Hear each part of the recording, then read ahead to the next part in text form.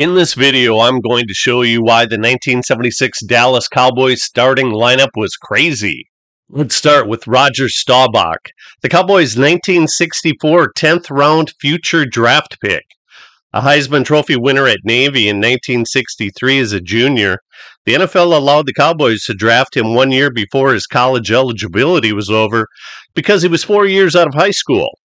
The Cowboys drafted him knowing that he had committed to a 4-year hitch in the Navy and would not play with them until he was 27 years old.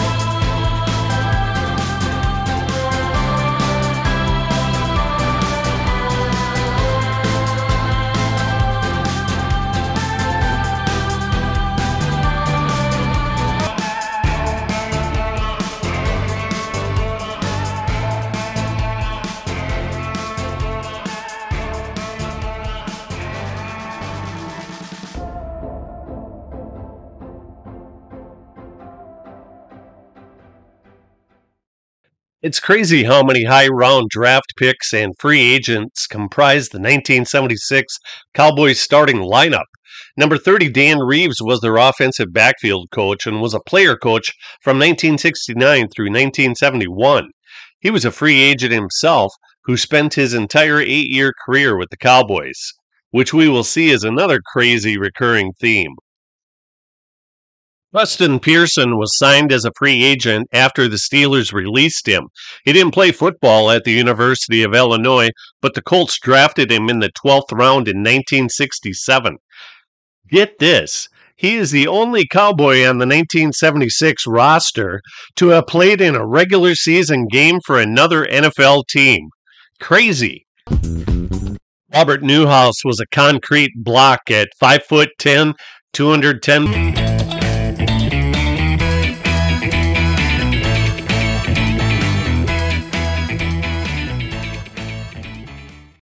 Scott Laidlaw was one of 4 running backs that the Cowboys utilized most, and he is one of only 4 players noted in this video, which features starting players, to have played with an NFL team other than the Cowboys. He played 1 year, 1980, with the Giants and rushed for only 10 yards. Doug Dennison was a running back that the Cowboys went to near the goal line. He had 19 rushing touchdowns on 306 career carries, which is a very high ratio.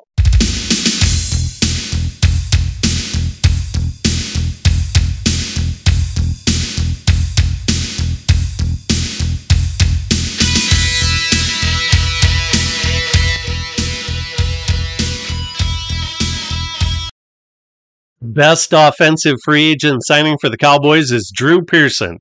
Nicknamed Clutch, he's a Hall of Famer.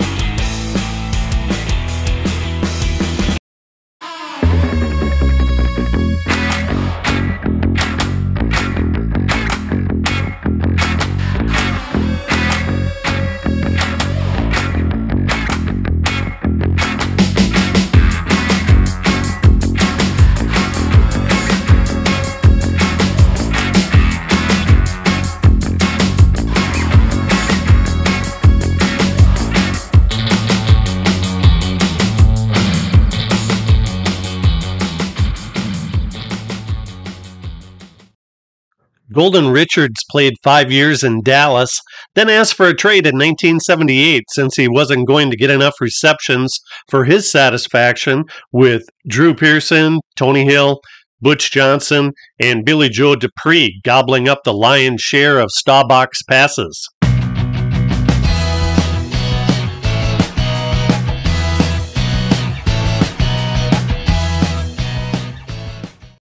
In 1975, Billy Joe Dupree and Gene Fugate shared the starting tight end assignment, but Fugate was granted a new form of free agency that was briefly instituted in 19... Billy Joe was a Pro Bowl player in 1976, 1977, and 1978.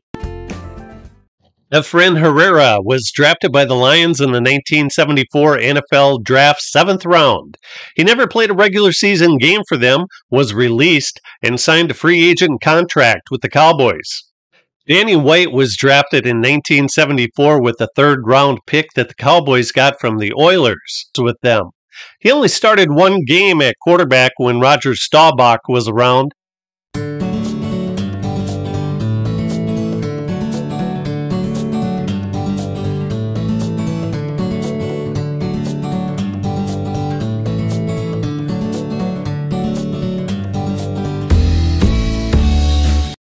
Tackle Ralph Neely was drafted by Houston in the 2nd round of the 1965 AFL Draft. He was also drafted by Baltimore in the 1965 NFL Draft. So, which team did he sign with? Both! Unbeknownst to Dallas of this, they traded quarterback Bill Lothridge and a 4th round 1965 draft pick to Baltimore for Neely. The courts ruled that he belonged to Houston, and they allowed Neely to remain with Dallas in exchange for 4 draft picks, a number 1, a number 2, and 2 number 5 draft picks. That's crazy! Rayfield Wright, nicknamed Big Cat, was drafted in 1967's 7th round. He played tight end his first 2 years with the Cowboys, and they moved him to tackle. Great move. He's in the Hall of Fame on account of that move. Guard Herbert Scott isn't a household name, but he paid huge dividends for a 13th round draft choice. Blaine Nye was drafted in 1968 out of Stanford in the 5th round. Smart selection.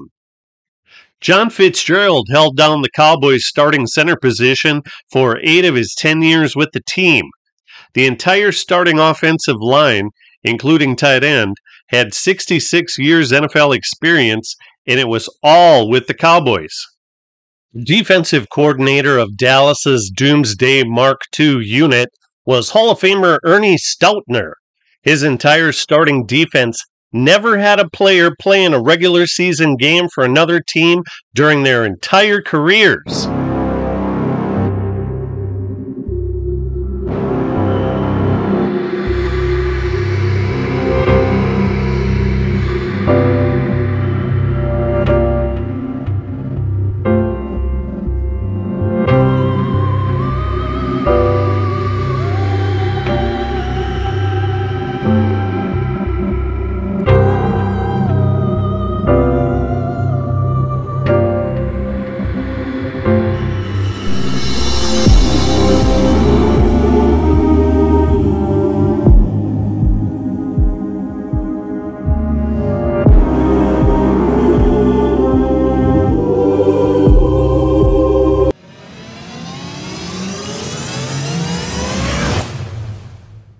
Cowboys hoodwinked the Oilers into them trading their 1974 first overall draft pick and their 3rd draft pick for defensive end Tody Smith and wide receiver Billy Parks. The 3rd round pick ended up being Danny White.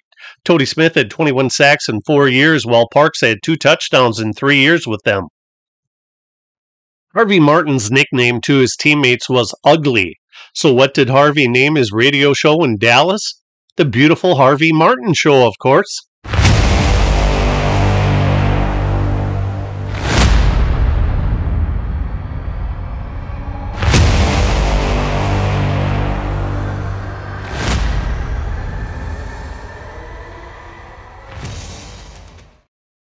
Here's a couple of tough defensive tackles that were drafted way late. Yet they played a long time for the Cowboys and played productively. I bet that some of you are wondering, when is Randy White, the Manster, going to be mentioned? Well, right now, but not because he was a starter, because he wasn't. Quite simply, the talent level was too rich. D.D. Lewis was one of the reasons that Randy White was unable to become a starter in 1976. He, along with fellow outside linebacker Bob Bruning. Leroy Jordan was usually the smallest middle linebacker in the league at 6'1", 220 pounds. In 1973, he intercepted Ken Anderson 3 times in a 5-minute span, returning 31 yards for a touchdown. Gene Stallings is best known for being Alabama's head coach from 1990 through 1996. His record was 70 wins, 16 losses, 1 tie with 1 national championship. He coached the Cowboys' defensive backs, one of which was Hall of Famer Mel Renfro, who at Oregon was part of the world record-setting 440-yard relay team. The Cowboys' safeties were the envy of the NFL, Cliff Harris and Charlie Waters. They played together from 1970 through 1979.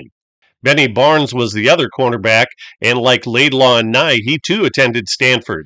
Iron Mike Ditka was a special teams and receivers coach in 1976.